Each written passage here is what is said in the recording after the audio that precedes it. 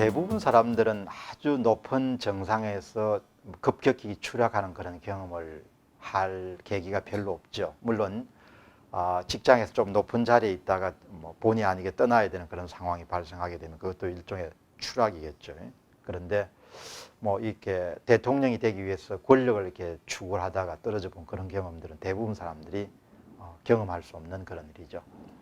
얼마 전에 오바마 대통령의 자서전을 읽다가 참 재미나는 이런 장면이 있기 때문에 여러분들에게 소개를 드리려고 합니다. 오바마 대통령의 자서전을 속에는 엘고어 대통령이 한두 번 정도 등장하게 되죠.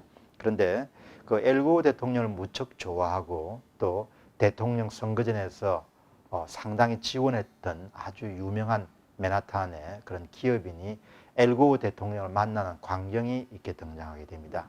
그 치열한 대통령 선거전이 끝나고 그것도 석패였죠.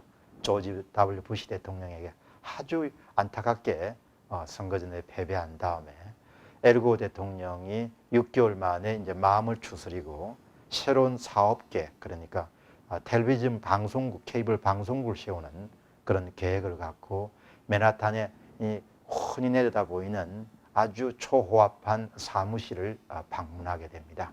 그런데 그 방문 광경에서 그 기업인이 한때 엘고어를 지원했던 그 기업인이 느끼는 소회가 아주 솔직하게 오바마 대통령의 자서전에 소개되어 있습니다.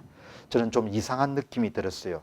전직 부통령인 그가 그것도 불과 몇 달 전만 해도 이 지구상에서 가장 강력한 위치에 오를 뻔한 그런 사람이 이곳을 찾아왔다는 게 낯선 느낌이 들었습니다. 대통령 선거 운동 기간 중에는 언제라도 고우의 전화를 받았고 그가 만나자고 하면 일정을 조정해서라도 시간을 냈습니다. 그러나 선거가 끝나고 고우 대통령이 찾아올 때는 솔직히 저는 귀찮았습니다. 여러분 대단하죠. 그런데 그분이 잘못된 것이 아니고 나는 그를 참 좋아했기 때문에 그런 마음이 드는 상태를 저는 도저히 이해할 수가 없었습니다. 그런데 어떤 면에서 보면 그런 전직 부통령이 아니고 자신에게 투자를 요청하는 수많은 투자가 가운데 한 사람이라는 사실을 본인 스스로가 깨우치게 된 것이죠. 그를 통해서 당신들 같은 사람들, 다시 이야기하면 정치가들이 올라서 있다는 깎아지른 거대한 절벽이 무엇을 의미하는지를 절실히 느꼈습니다. 그런 이야기를 오바마 대통령에게 하고 오바마 대통령은 또 그 내용을 아주 그대로 생생하게 자서전에 옮기고 있습니다.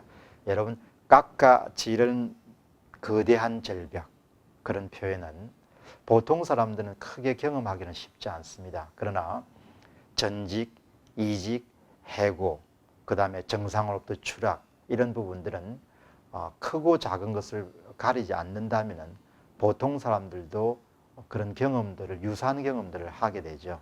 자, 그래서 정말 그런 상황이 발생하게 되면은 물러난 사람들을 타인들이 어떻게 대하게 되는가라는 부분을 여러분 이해하시는데 그 부분을 한 번 정도 되새겨 보실 필요가 있지 않겠느냐, 그렇게 생각합니다. 그런데 그 이야기를 들은 오바마 대통령이 이렇게 자신의 감정을 표현합니다. 고원은 그 사무실에 앉아 자신의 한심한 처치를 애써 외면한 채 텔레비전 관련 사업 계획을 열심히 설명하면서 아마도 내가 어쩌다가 이런 어처구니 없는 꼴이 되었을까 생각했을지도 모른다.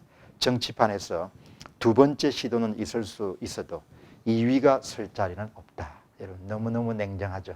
그래서 정치가라는 부분을 우리가 떠나서 보면은 이런 그런 에피소드에서 우리가 배울 수 있는 교훈은 현직에 있을 때와 현직을 떠났을 때는 엄청난 차이가 있다는 것이죠.